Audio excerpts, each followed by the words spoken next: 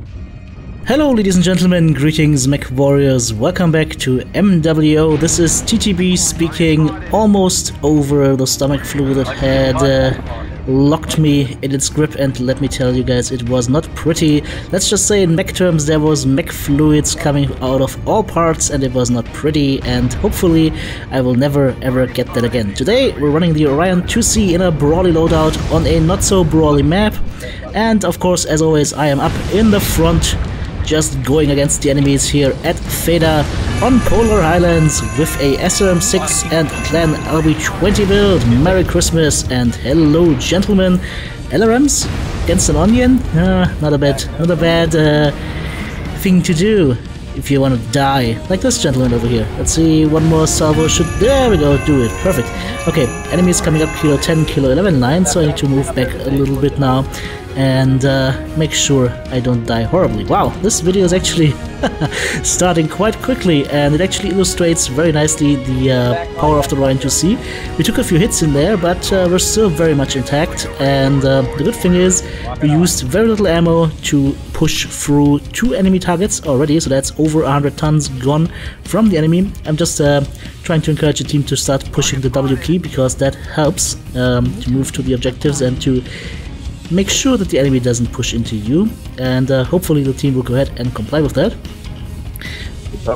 And there's another Timberwolf. Okay, this guy doesn't have rockets, this guy actually is running something else, or missiles in this case, so he's probably running some pulse lasers. Don't want to tackle with that. Let's see what we have over here. 2 teammates tangling with an enemy death strike. Okay, maybe we don't want to go in there, because I have no idea how many targets are over there, so let's slowly move backwards and wait and see how the situation develops. By the way guys, thanks for all the feedback on that last video. It's actually quite interesting how much controversial feedback it spawned actually.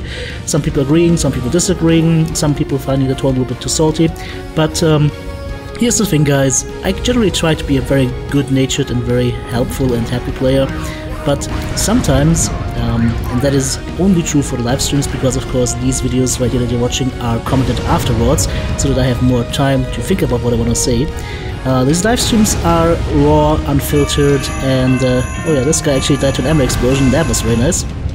Raw, unfiltered, and unplugged, and sometimes, yes, I'm just a human being, ladies and gentlemen, and sometimes I might just get a little bit salty or frustrated, especially if there's a lot of teammates hanging around that could do something but choose to do nothing, and that is always very, very frustrating. And it's not only frustrating as a player, it's especially frustrating if you are a live streamer or a content creator that not only has to enjoy the game in playing well. By the way, let's see if we can get the Mad Cat. Nope, we can't. Unfortunately, he's dead already, so let's go ahead and push it on Timberwolf from before. Yeah, he is pretty much caught out. A few more shots from our teammates should actually take him down. Perfect. Yeah, he's dead. There we go. Nice, there he pops. Okay, so as I was saying, you don't only have the pressure of trying to play well just for the sake of playing well. You also want to make sure that you get some good footage out there for your people watching live, and you want to make sure that you get some good footage out there for the people that watch the VOD portion of it.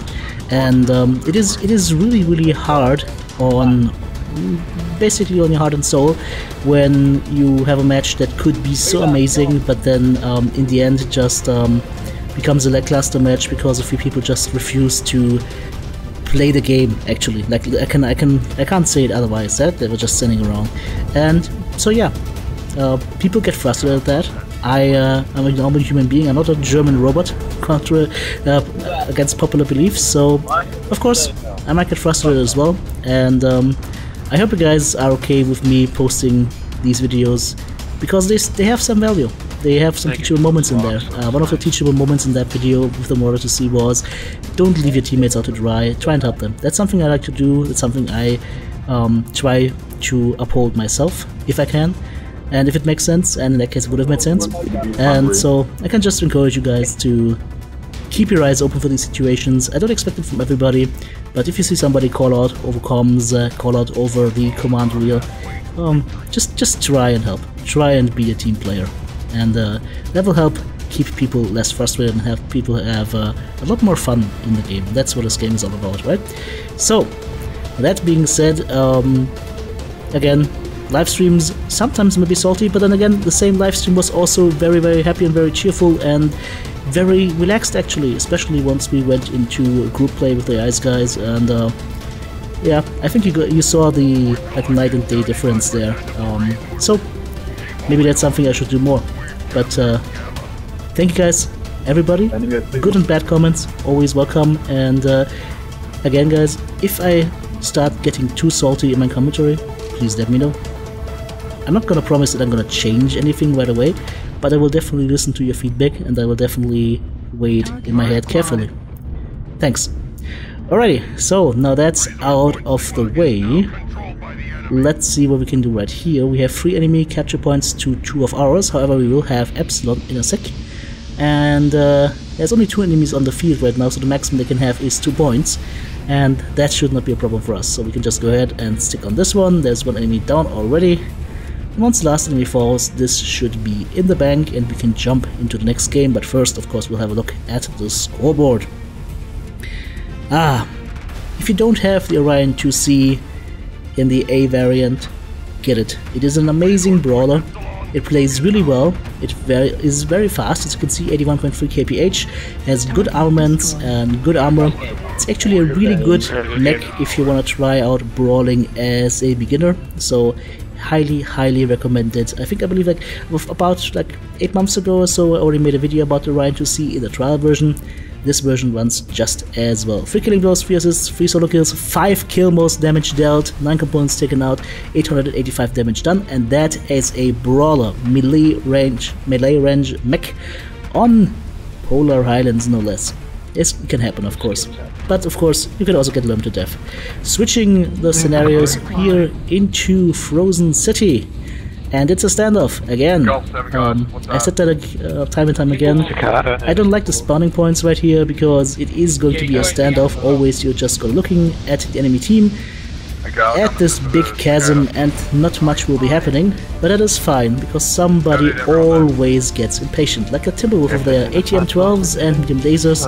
Let's see if we can go ahead and introduce ourselves. So by the way guys, as you can see, I actually took off like about 3 minutes from this whole clock, actually 4 minutes more likely, and that is just because, again, there was nothing happening, so no point in having you guys wait.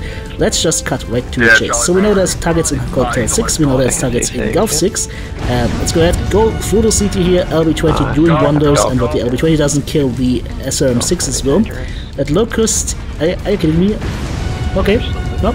If you want to run backwards in a straight line at 100 meters to an Orion IIC and a Locust, you're dead. Case in point, one shot. There's no chance you can survive this, so if you run light mechs, make sure to zigzag as much as you can. Never run straight lines, never face tank the enemy, and never be the only target up front. Oh, speaking of which, something's shooting me from behind. Oh, okay. Cicada. Let's see if we can say hello to this little gentleman over here. We've got a Black Knight helping out with us, and shot a little bit too late. He got his arm, but that's it. I'm too slow circling here, but for some reason the enemy chooses to go in a larger circle, and the larger the circle, the slower you circle, and the more damage you're gonna get in your face. There we go. Legs are very weak. One shot to the legs to actually open them up totally. I'm completely whiffed here. There we go.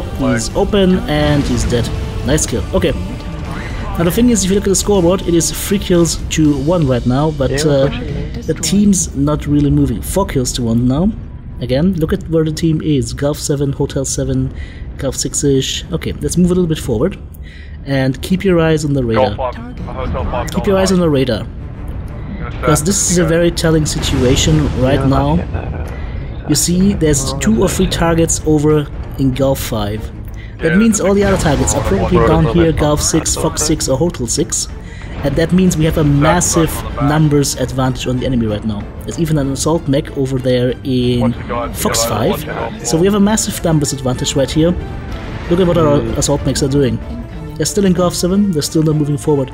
I'm trying to catch them on comms, I'm trying to encourage them to start moving forward. Because we have an advantage here, which is pretty big. But we're slowly and surely giving it up. The enemy is grouped up in Gulf 6, we aren't however. And there's no way for me to move over to Gulf 6 right now, unless I want to get shot with lurms. So the team has actually to clear this out themselves. And unfortunately, our assault mechs are very hesitant to move in at all. and it's not helping us. Well, 6 kills to 3. Let's see how the rest of this develops, but just looking at the radar, it doesn't look good. If the enemy is coordinated in any way or form, this will be a very close game. Well, apparently, luckily, the enemy is not coordinated at all, so our already damaged mechs actually managed to push through them, which means I'm a little bit left behind right now, but that's fine. I would have liked to be with the push, but I actually didn't see this coming. I'm actually genuinely surprised. That's a good thing. Enemy assassin is going to die in any second. Can we get a shot in here? Ah, got a shot on the legs, and there we go, he's dead. One more target here in Gulf 5, 2 targets, and Hotel 5, 1 target as well. I believe that was an even Jagger or something. So yeah, he's almost dead, city open, that means we can swing around here, Gulf 5, try and engage these guys there, and once the even Jagger comes up in our rear, Hotel 5, we just turn around and we should be able to one-shot him, at least that's the plan. We've got one assault up with us, we've got another assault that still hasn't made it from Gulf 6 to anywhere else, unfortunately. And again, fellow assaults, fellow heavy players, that W button is very powerful. The harder you press it, the more likely you are to win. Just like, don't press it needlessly, don't just run to your death, but you know what I mean. Push at the right points and coordinate with your teammates. So that's the even Jag. He's just smoking there behind the horizon a little bit, and we should be able to easily take him out here with one shot as soon as I see him. So let's try and see him. But there we go. Hi buddy. Bye bye. Okay. Let's go ahead and have a look at the scoreboard. Sorry, I got wiped in the first 10 seconds. 3 killing blows, 7 assists, 1 solo kill, 2 KMDDs, 5 components taken down, and only 355 damage done. That's about 110 damage, 115 damage per kill. That's a pretty good result actually, but again, you're not gonna see huge numbers if you don't have a continuous push going on. This is a very close range build. Okay. Looking at the build itself, Clan XL engine 360, we're running Clan LB20 of course, Clan SRM 6s with Artemis, then just stock the rest full of ammo, and there you go. That's pretty much the whole build. Ferro Fibrous of course in the armor, Endo-Steel structure, and you're good to go. 68 Alpha Strike, and with speed tweak 81.3 kph. Go in, get in close, and then dish out your damage, use your right arm to shield, and you should be good to go. This has been TTB in the Onion to see. Have a great day. Thanks for watching. TTB out.